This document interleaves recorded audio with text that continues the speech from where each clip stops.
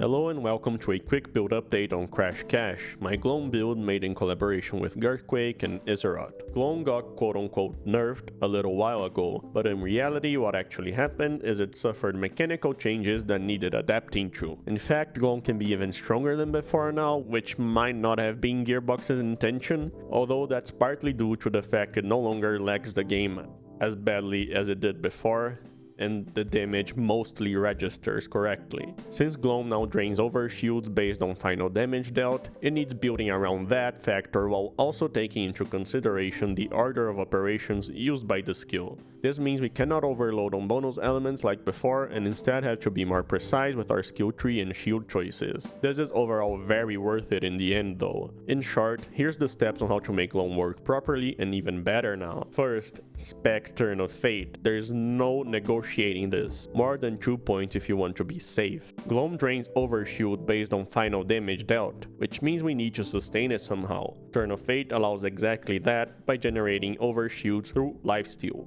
Second, protect your HP. It must be a maximum for Turn of Fate overshield steal to work. This means defensive shields like Double Turtle Hopscotch are a much more effective pick now. For pure offensive power, the Super Soldier is the general best, but do keep in mind your HP is more vulnerable this way. You can basically abandon What's for Dinner on this build. It'll just result in the bonus shock, consuming your overshields and not getting healed enough, and it'll just make a bunch of trouble for your actual Gloam sustain.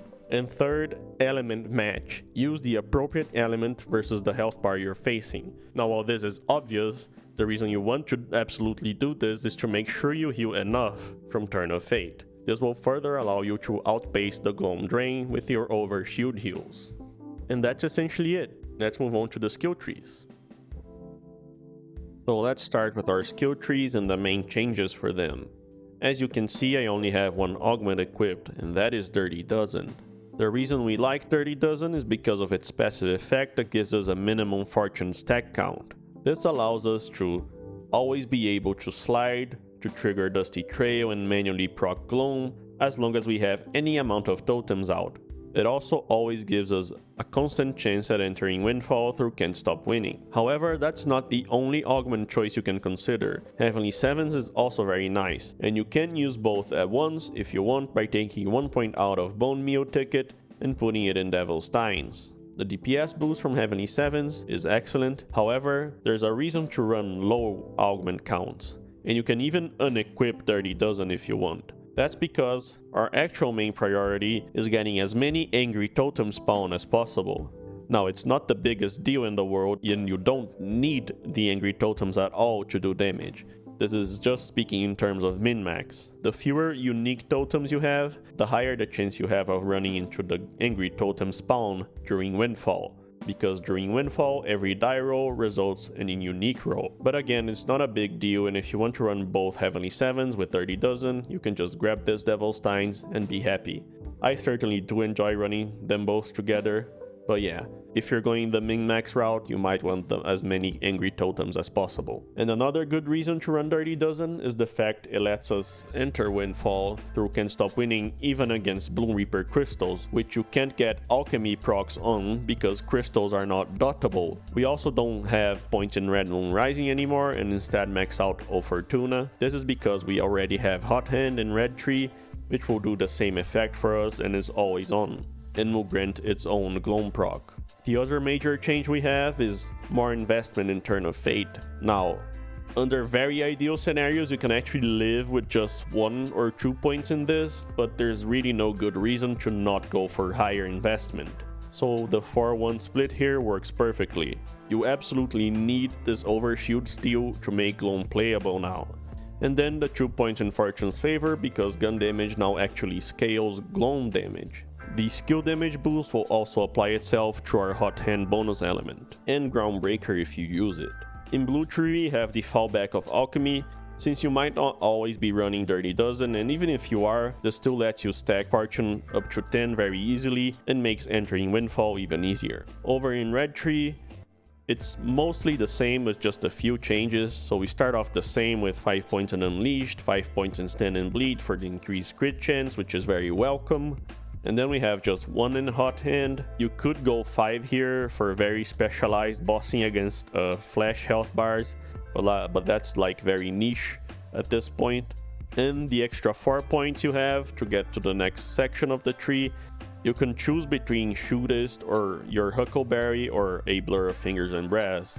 I don't really recommend grabbing this Devil's Tines over the green one, or both at once is even more unnecessary. And Trick Shot is kinda meh, I don't see it doing much, but if you like it, you can try it. Shootist is nice because it'll boost Gloam damage, and your Huckleberry can be nice if you intend to use Groundbreaker at all, because the crit damage can double dip on it. But if you want a generalist pick, then go for a Blur of Fingers and Brass, which will always be useful.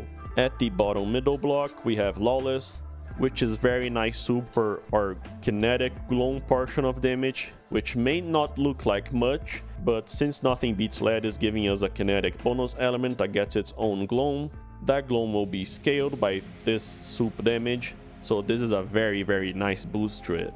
And then of course we have War Wagon with the 1-1 split here. These two grant us 2 new sources of kinetic damage that can both proc War Wagon individually. War Wagon itself is our ammo refill. Do remember it actually draws from reserve ammo, so if you're using a weapon with shotgun mode you have to keep that in mind. Then we have Unshaken in the bottom right. This is a very nice damage boost for Gloam now since it scales with soup investments. And of course, 5 points in Gloam, try to get as many as you can from your class mod here, an extra 5 being ideal of course, and Dusty Trail, which is a mandatory skill, so try to roll it on your class mod. If you can't, take a point out of Fortune's favor in Green Tree to grab this. You will need this skill. Windfall duration is longer than Gloam's duration, which is a base of 6 seconds. If Gloam runs out and you're still in Windfall, which lasts longer, so you will need to slide by using Dusty Trail to manually lose a Fortune stack, which will proc Gloam. So this skill is a necessity. Make sure you have it. For our specializations, we actually have a few choices here.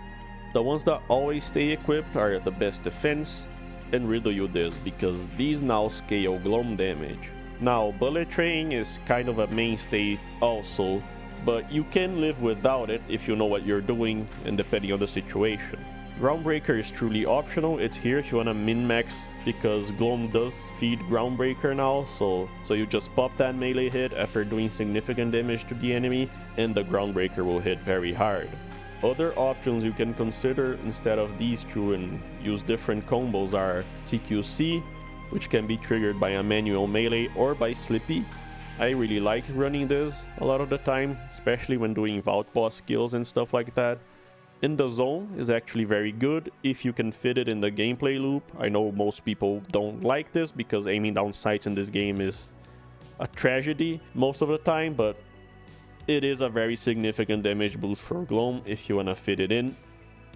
And then you have IMA Gun, which you can run together with Groundbreaker, which will provide a little increased damage to it because Groundbreaker is skill damage, and IMA Gun actually boosts skill damage. Other not so relevant options you can consider are, now with Caffeine, if you don't have Dealer's Bluff in your class mod, then it can be useful, otherwise it'll be useless most of the time. And Contamination is like alright as a generalist pick, which will give you a little more consistent Windfall procs through more Fortune stacks granted by Alchemy, but it's like not gonna be a big deal or anything. It's just available if you want.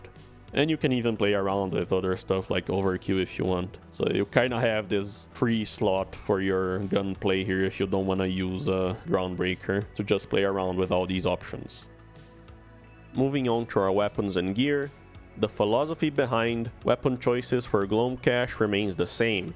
You want elemental weapons because they will proc Nothing Beats Lead, and you want high amount of fire rate, damage instances, or projectile count, or all of those at once. Which means there's many good weapons in this game for Gloam. My preferred mobbing choice at the moment is the Juliet Sparkle. I find it very fun. It has a fixed Jacob's ricochet roll, which makes it easy to pair with a Jacob's enhancement like Bounce Pass, which further makes mobbing even better. It's mainly a mobbing weapon in this build. and a very good one at that because it has natural piercing, natural Jacob synergy, it has splash, it can deal decently well with vials and Ordonnites, but I usually like to bring alongside it the broken wings with Targ and Jacobs, which this one definitely destroys vials and Ordonnites. So this is a pretty deadly combination. The other absolute mobbing monster you can bring is the Stray. If you want complete turn off your brain gameplay, then this is it. Find it with Jacobs and preferably SMG ammo as a Daedalus mode, so it gives you a deeper ammo pool to work with. And if yours is the lower mag size variant, consider pairing it with an enhancement that has a mag size increase. This is mainly so you can get War Wagon procs before your mag runs out, since the projectiles are not super quick. As for other weapon choices, AC May is one of my favorite picks for bossing. It has high projectile count, and if you get it with Ripper, you can give it a decent amount of fire rate boost by using Ripper enhancements or the Daedalus Accelerator enhancement. The default shotgun mode will deliver the 14 pellets, SMG mode will deliver 7 pellets, so the shotgun mode is usually preferable. It just always rolls with Daedalus because it is a Daedalus weapon. As for more options, I've actually liked messing around with the Root. Having shotgun mode is very niche because of the low ammo pool, but pretty fun. Works very well with Gloam due to the various amount of instances it creates. The Broken Wings is an absolute boss destroyer, and in fact has the highest amount of Gloam instances per second if you use shotgun mode with it. But it's so many instances that the game can still lag out and not register damage properly, and even end up crashing sometimes depending on your system, so it kind of suffers from being too good. But yeah, it's absolutely one of the top bossing picks, alongside a Targ Jacobs variant being good for mobbing. The Falk is one of my favorite SMGs in this game. I find one with shotgun mode to be very fun for bossing, however you can also just run one with Jacobs, which is extremely powerful for mobbing. Flash Cyclone is kind of in the same archetype as Juliet Sparkle and Dark Beast and so on. I've tended to prefer Juliet Sparkle recently, but if you like the Flash Cyclone, go for it. The Cryolock is not exactly in our favor due to alchemy, but it's not a big deal because you still have Hot Hand giving you dots. The Bod is actually good here. Not for any reasons the bot is good, but for all the reasons Gloam is good. It has high fire rate, and the Daedalus modes on it do not reduce projectile count. So if you find it with Ripper and Daedalus SMG mode, this thing actually has a ton of fire rate, a decent amount of projectiles, and you can pair it with an enhancement that has double or even triple fire rate boosts, and it's actually competitive, even with the AC May sometimes. So if you like shooting the bot still and want a build that works for it for all the wrong reasons, then this is it. The AC May with Jacob's Rose is also a very nice mobbing weapon. The Convergence is another absolutely great do-it-all weapon. If you want one that's just super generalist, you can get Jacobs alongside the Daedalus SMG mode on it. This will be good on both bossing and mobbing due to the deeper ammo pool and the ricochets. It can also kill the adds while you shoot a boss due to the Jacobs ricochets. Now the default shotgun mode actually hits more times for Gloam, which makes it better DPS. But depending on how long the fight is, you might run out of ammo. If you wanna truly try hard with the Convergence sometimes, then you can go for a pure Ripper version that has max fire rate and just the base shotgun mode. That will give you as many Gloam procs as you can get with the Convergence for a single target damage. The Scoot and Shoot is a respectable weapon. I don't think it's particularly better than the other bossing choices, but it is fun to use and has an interesting legendary effect. And finally, I have here the Wombo combo. Get it with Ripper, boost its fire rate, use a good Vladov enhancement, and you have a very powerful weapon because the rockets have a ×8 multiplier on them, and they actually multiply the Gloam damage, making for a very powerful single target damage pick. And it's even good for mobbing if you want to deal with Vials and Ordonnites. There's a lot more weapon choices, so I'll be leaving that on screen. And you can also check the link below for Lazy Data's meta legendary tier list, which you can use to basically pick any weapon that fits the bill here and try it out. Moving on to our Repkits, I usually don't see much reason to use something that's not Warpaint. So Warpaint with Enrage or Fire Rate or something else you like, that's a great pick for Repkit. If you prefer other Repkits, then my recommended choices are AF1000 for the long boost you have after using it, or Killspring and Chip Pro Bypass, which have good utility. For our grenades, Crit Knife is arguably the main bossing choice. However, you do have a fair few options for both bossing and mobbing here. I like using some heavy ordnances in this build, and the build itself is capable with heavy ordnances. Just use the same rules as the guns. You want high hit rates and as many projectiles as possible whenever possible. So the flat cannon fits the build very well here, and it's a fun option to use for heavy ordnance. For mobbing grenades, I like having one with lingering payload and alchemic augment for alchemy. And then you can pick between having like overflow or exacting as the third role, which will also let you trigger Can't Stop Winning in the case of exacting. So this is like an all-in-one grenade that can help you enter Windfall easily. Slippy is the other choice, which you can use for triggering CQC. That's basically the only use for it, but if you like CQC, then this is the nice way to use it. Our class mod is the Wind Rider. You want as many points in Gloam as you can, and ideally at least one in Dealer's Bluff and one in Dusty Trail. Dealer's Bluff will enable our cooldowns and basically totem spam at will, while Dusty Trail lets us manually trigger Gloam at any time, as long as we have a fortune stack, which we will have because of alchemy and or Dirty Dozen. For our shield choices, we actually have a few options. For offensive bossing, the Super Soldier is the best pick. However, it is kinda squishy, and if your health gets damaged, then Gloam is put at risk, and you need to regen your health to full before Turn of Fate and start working on your overshield again. So there's a slight risk reward factor here. The best defensive shield option you have, and the one I'd recommend overall, is the Hopscotch with the double turtle rolls. This gives you a very tanky shield, and due to being armor, it can regen while you take damage, and it has built-in damage reduction. So overall, this is a very tanky shield that can protect your health, and by protecting your health, it protects your Gloam by allowing Turn of Fate to consistently work on your overshields. And for our other shield option, we have Fireworks. You can go for a more defensive Fireworks role, or you can go for full-on offense with the 5 missiles missile swarm alongside the legendary effect. These missiles will proc Gloam, and they can wipe map areas by themselves sometimes. So this is extremely strong for mobbing, and I do recommend using it in that scenario. As for our enhancements, per usual, they are all weapon dependent, so you have many choices here. I recommend the Bounce Pads with Piercer for mobbing with Jacob's licensed weapons. That's a very safe pick there. It gives you extra ricochets, crit chance, all very good for that. Now, for your bossing weapons, the choices get a little more complicated.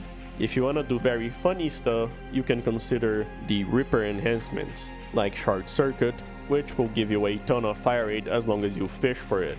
If your weapon has Daedalus modes and you don't want to use Short Circuit because it's boring to fish for it, and you want to do weapon swaps eventually, then the Accelerator Daedalus enhancement is excellent. It's very easy to stack, and the fire rate boost will be very significant. And then for specific Vladov weapons like the Wombo Combo, you can go for legendary or epic versions of Bullet Hose, which will be very nice for it and can result in an extra rocket. In terms of enhancement stat rolls, you may have noticed, even on my purples, I don't have the usual gun type damage and gun damage. That's because Gloam doesn't really scale with on-shot gun damage. Gloam itself is now flat amp in the damage formula, so it is essentially overloading that part of the formula, and we don't really care for those boosts. What we care about is soup this time around, so we want as much soup and fire rate as possible. So the gun crit damage and gun type crit damage rolls are valuable due to being soup, and the gun and gun type fire rate rolls are very valuable due to fire rate being one of the best ways to scale Gloam. As for our firmware, here I have a very generous setup equipped. Data is nice because it is soup, and Gloam likes soup now. High caliber, very useful for mobbing, but you can swap this for God Killer on bossing if you want. Gonna be a minor boost, but it's a boost nonetheless. And then tier 1 bullets to spare gives us a little more fire rate, so that's also good. You can consider running even Real Big Fist instead of these two if you're using Groundbreaker or even Skillcraft. I'll have some of the firmware options on screen right now, so you can take a look at them if you want.